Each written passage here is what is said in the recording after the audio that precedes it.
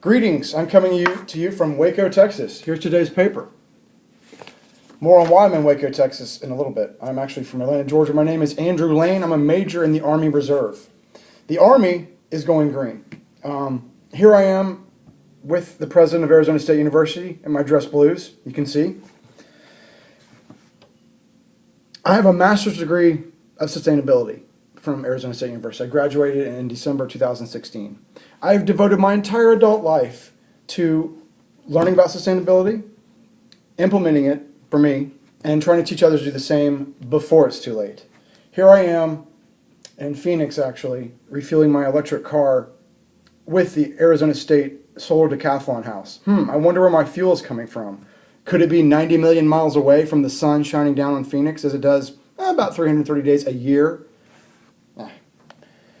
Here I am at Tesla Tempe, in Tempe, Arizona, a suburb of Phoenix, with my Nissan Leaf. You can see it wrapped quite clearly, hauling a trailer of cardboard, trying to teach them how to recycle cardboard.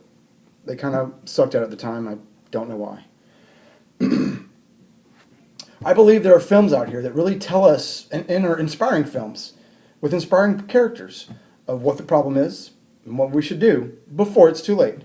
This is one such film, Racing Extinction, made by Discovery Channel. Here I am coming home from, and I might add, coming home from Phoenix to Atlanta.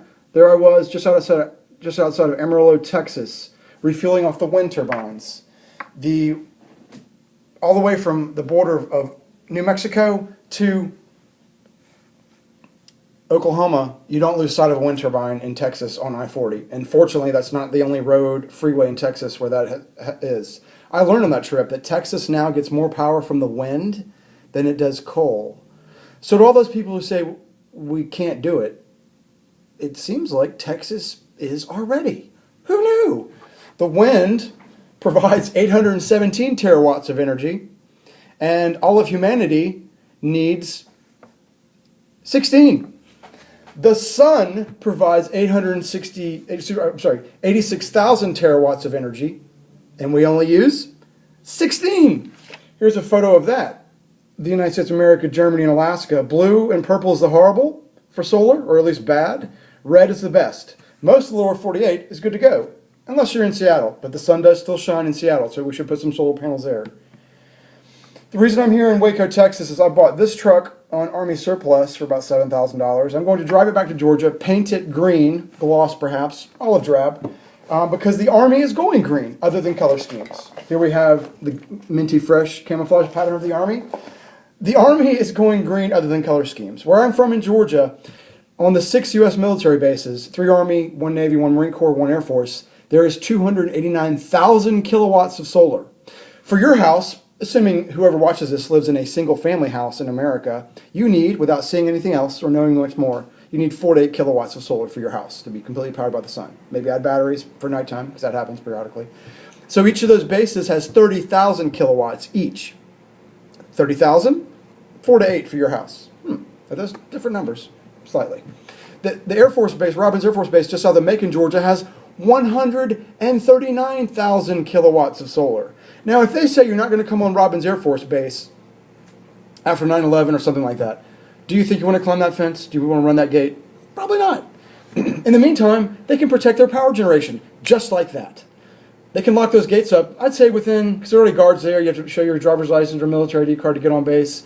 So within maybe 2 or 3 minutes, they can lock it down, meaning no one comes on, no one goes off unless they want you to and give you permission. And if you run it, there you go. Now, on that truck, I will put posters like this, the movie Fuel by Josh Tickell, all over it. Because Rudolph Diesel invented the diesel engine to run on peanut oil. He did that in 1898. Was there any diesel fuel? Were there any gas stations in 1898? I don't think so. If there's a few down there in Germany, maybe there were. Did they have diesel fuel? Probably not. Why would you have diesel fuel for an engine that had not been invented yet? Now, I must say, I know Brian Kent since he did the carbon negative road trip. I befriended him as he traveled through Phoenix on that trip. And he actually loaned me his Jesla, with the J as in Juliet, 220, 240 volt recharging cables. That's how I made it back from Phoenix to Atlanta in only 12 days. Electric cars do great things, but some of them need to stay in a city. If you go outside the city, you're going to have trouble, which is why it's the best car to give to a teenager when he or she meets whoever he or she meets.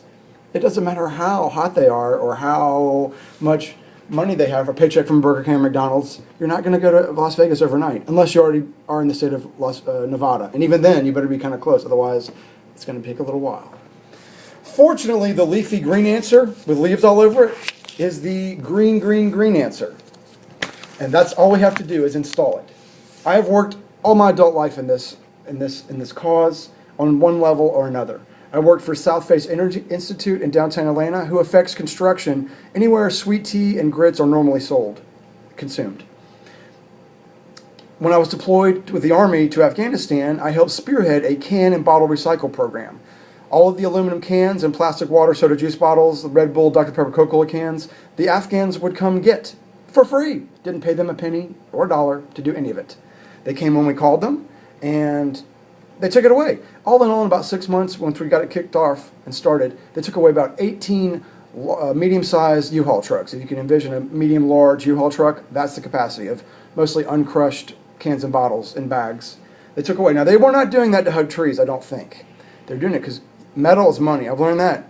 I've seen it in Cairo, any city, medium-sized city or above. You can take metal to them in large quantities. I would not go with, this much. Okay, that's gold, so okay. But aluminum, copper, brass, steel, iron. When you have a sizable quantity, and you can move it to whoever those people are who will buy it in the local currency, it would help to speak the language probably and know what you're talking about. But they will pay you for that metal. You just push where they say push. It may even help you unload it, offload it. The sun gives 86,000 terawatts of energy. Down here we only use 16. We just need to build it. We have all that we need to do it. We just have to do it. No one has to invent anything else. We just have to do it. If we do that, we'll be fine. If we do it quickly, the quicker the better. We'll be better more than likely. The longer we wait, the harder it gets. Scientists like James Hansen and these guys, they're not kidding around. This is a serious problem. Perhaps the most serious one that humanity will ever face. Because I do believe in equal rights, I believe in women's suffrage, I believe in recycling, I believe in the First Amendment, I believe the Second Amendment, although let's keep ourselves under control. Maybe we shouldn't have shootings in schools every other week, but none of that will matter if we're not here. And if the sea rises really fast, we may not be able to handle it because we're talking about a different landscape, especially if you live in states like Florida or Louisiana, anywhere near the coast. You're in for a bad problem. Here's what we face if we can't, as I mess around with that, I think I'm holding it the wrong way. It's backwards on the computer, so I can't quite tell. You will have enough time to figure out what it is. And I'll look at it when I watch this before I send it. Brian Kent's carbon negative concept for Puerto Rico, 3 megawatts right there by the train station for electric cars to charge. Puerto Rico is only 100 miles from end to end. So a Nissan Leaf would be perfect for Puerto Rico because, how often do you drive from one end to the other to one and the other? And there's quick chargers that you can install. A lot of Nissan dealers have them today. You have to have the right quick charge receptacle. Male, female, does matter. Must fit. But I can drive around Atlanta, drive around Phoenix.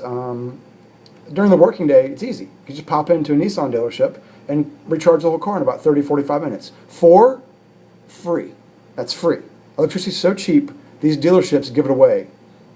The average dealership is how big they are. They're going to have all that air conditioning, all that heat, all that light, all that machinery in the maintenance shop.